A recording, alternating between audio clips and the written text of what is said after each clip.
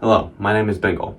And I'm Bingo, and along with my partner, we're two lowly coal miners who have been working in the mines ever since we were very little kids. And recently, we decided that there needs to be a change in our nation. Too long have we relied on non-renewable, dirty sources of energy like coal, oil, and natural gas. The coal mines not only emit large amounts of CO2 and other harmful pollutants, but they can also cause deadly accidents. Dad right there, that's bad. But it doesn't have to be this way. When we left the coal mines, we thought of an idea that could save all those poor kids, pressuring our government to switch to a cleaner energy source like nuclear, solar, wind, or geothermal. This could prevent kids from having to work in coal mines and could allow them to live their lives being able to acquire a proper education. Now you might be wondering, what agenda should we push? What resource are we going to suggest we use? This is why we're going to show you the many sources that are non-renewable and renewable so you can make your own judgment and we can prove our point. Welcome to our different energy sources from the Green Miners. I'm Bengal. And I'm Dingle. Here are our three non-renewable sources that I'm going to discuss. First up is coal, which is the second largest global energy source. It is most used for fuel for electricity generation and releases CO2, lead, mercury, SO2, NOx, and other harmful air pollutants. Next up is oil, which is the largest source of energy in the US. It is primarily used for gasoline and fuel oil.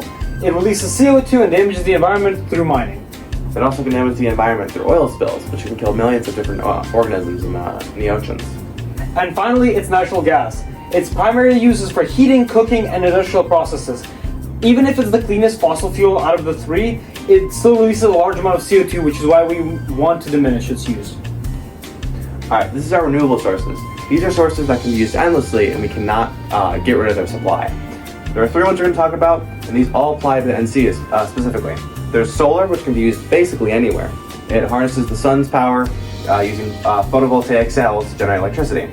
It's the most abundant energy source as it's literally everywhere. The second is wind. It's actually the largest renewable source. It actually takes up around 10% of our energy production, and it uses wind turbines to spin a turbine, which generates electricity. We can also utilize onshore wind power, which is pretty good for NC because we have a lot of shorelines. Third is hydropower. It's about 5% of U.S. power generation. It uses moving water to spin a turbine, generate electricity. Pretty useful. Thank you for listening to our presentation. Liberal! Excuse me? I said liberal. You heard me right. Who do you think you are? I'm glad you asked. Good morning. My name is Hunter Fisher O'Connell, and I love coal. Reasons you might be asking me? Stupid liberal. Well, it's because coal is reliable. Coal has always been here, and it keeps Americans employed. Like, what has the sun ever done for me? I hardly know them. As a member of the Republican Party, I require independence. I require economic growth. I require affordability.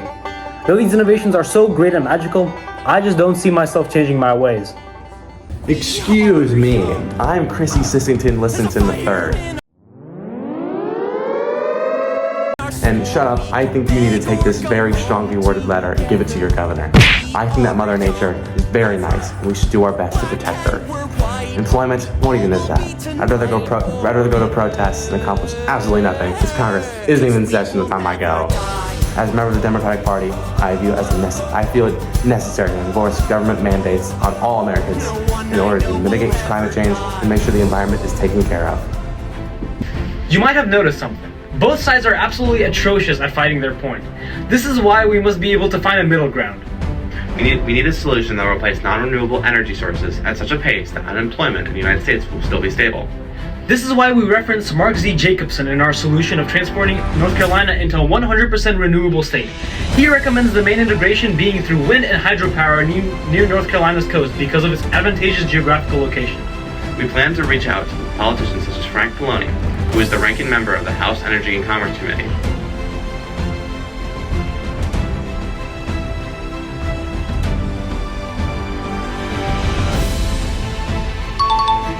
He will help us by helping pass our legislation in the House, possibly pushing it to the national scale. This way, we can all dig for a greener future.